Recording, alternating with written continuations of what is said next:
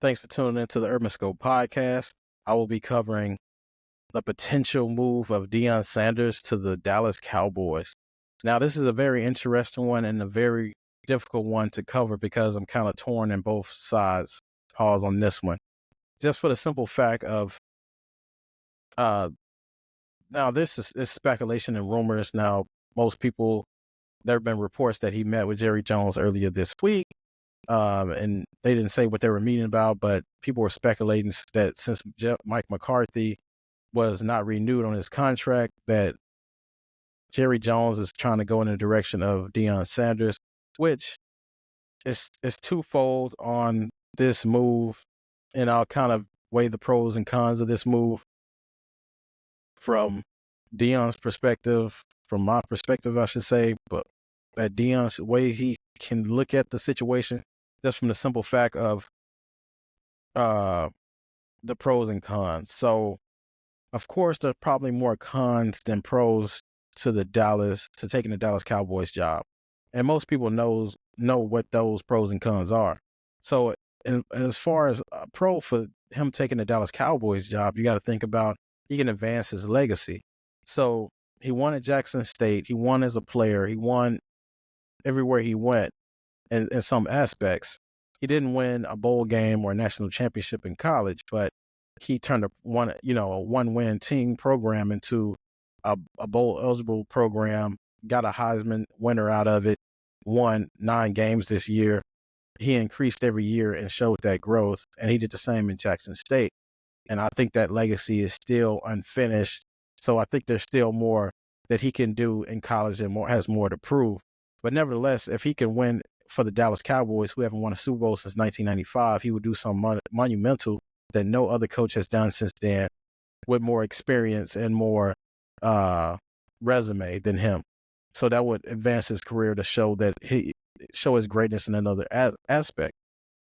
And then also, not only advance his legacy, it would create a new legacy. It would create him as a great coach as well, not just as a great player, a great baseball player, a great college player, but it also add that coaching aspect to his resume of being a great coach. Because right now he's just considered as a good coach. But if he can go out and win one for the Dallas Cowboys, one of the biggest fan bases in the world in pro sports, if he can go do that, that will be monumental. It'll be something that no one would have saw coming. And he would have been able to change that stigma behind the Dallas Cowboys being America's team but not winning anything. He will be able to bring a whole nother aspect. But that leads me to the cons of it. He will have more scrutiny than he did even in college. And in college, he had a lot of scrutiny with people thinking he didn't deserve the opportunity. People from his own community, our community, saying that he left Jackson State and sold out for PWI. And all these things scrutiny that he had in college, he will have even more scrutiny in the NFL. As soon as they lose 2 games in a row, people are going to be calling for his job. People are going to be asking, was he even qualified for the job? Things like that, which they don't do to most coaches. But for some reason, when certain people get those type of jobs, they have it out for him most of the time. So he's going to deal with that scrutiny if he doesn't win right away or if he doesn't win often. Then, of course, most people know he's going to have less control. At Jackson State, I'm pretty sure he had full autonomy over the team and all these decisions. In Colorado, he probably had much of the same, other than answering to athletic director. But for the Cowboys, you have to answer to Jerry Jones, who's the billionaire owner. The buck stops with him. Everything and anything goes through him and has to be approved to him.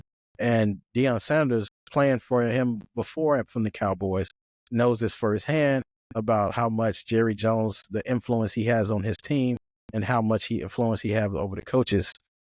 Now, there has been reports saying that these coaches that coach underneath Jerry Jones are pretty much just puppets, and Jerry Jones controls the whole team. He speaks to the team before the coach does. He speaks to the media. He's doing all these interviews. And Deion Sanders brings a whole new light to the team. He's prime time. So he brings a whole nother fan base that the Cowboys don't have even right now. He brings a new hatred and he brings new love for the team that they didn't have. So can Jerry Jones handle that spotlight? from the past, we know that didn't work out for the past coaches, for past players, and things like that had more fame than Jerry. So Coach Johnson, when he left, they said it was over Jerry being power hungry, and he said in the meeting, he said, "I can coach this team," and that kind of set can't think of his name right now, but he set him off, and um, he pretty much led him out of the team, led him away from the team, and he's in the Hall of Fame now, but it was very contentious around that time. So Jimmy Johnson. So when Jimmy Johnson left, it was over. They were speculating, or there were reports saying that Jerry Jones left.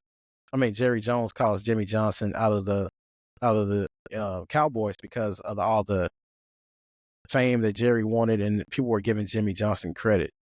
Now, Jimmy Johnson I don't think he ever spoke on this, or maybe wrote about this in a book or something, but many people were speculating that he left the Cowboys simply for the fact Jerry Jones said he can coach the team, and he undermined him at every wheel. And as a coach, he wanted to be able to have control of his team and have respect from his team.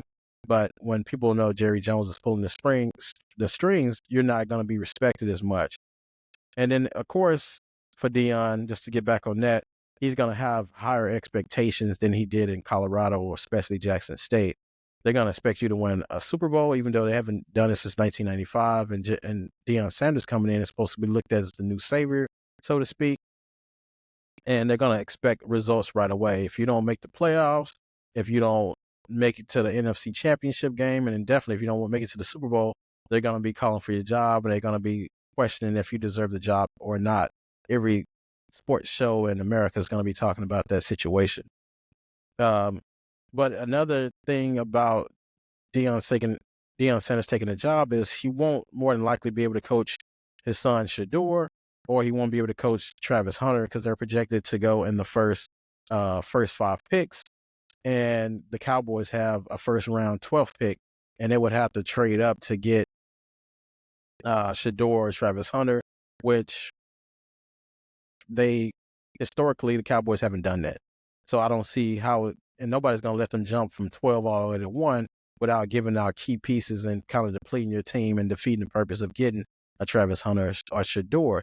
Now, Deion probably can get Shiloh through his son Shiloh, who plays safety. He might be able to draft him, but him getting Travis Hunter or Shador is going to be out of the question. So that won't happen. But nevertheless, Deion Sanders is beloved in Dallas. I think he'll be a great fit in Dallas as far as that culture. He'll be a player coach somebody can relate to. They had a bunch of coaches that weren't players, so they always say that those player coaches can reach players on another level because they understand what they went through and things like that.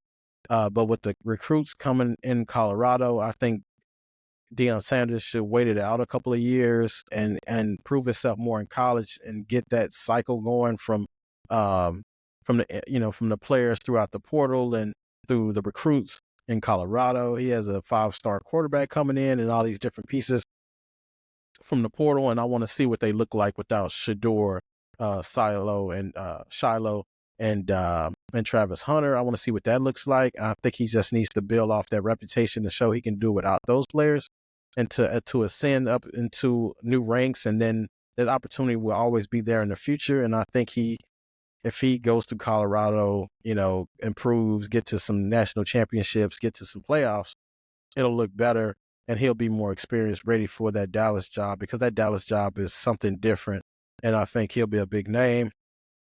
And I don't think he'll be scared of the spotlight or anything, because he's prime time. He's used to that spotlight. But I want to see him be able to prove it a little bit more in college, get a cycle of players through, get through the playoffs, maybe get to a national championship, even win one, and then we can see, if that opportunity arises itself, it'll be better for him, and he'll be better prepared and better set himself up for more success, and to make the way through the ranks that way. But nevertheless, we'll keep an eye on it. And thanks for tuning into the Urban Scope podcast. And until next time, I'll see you next time.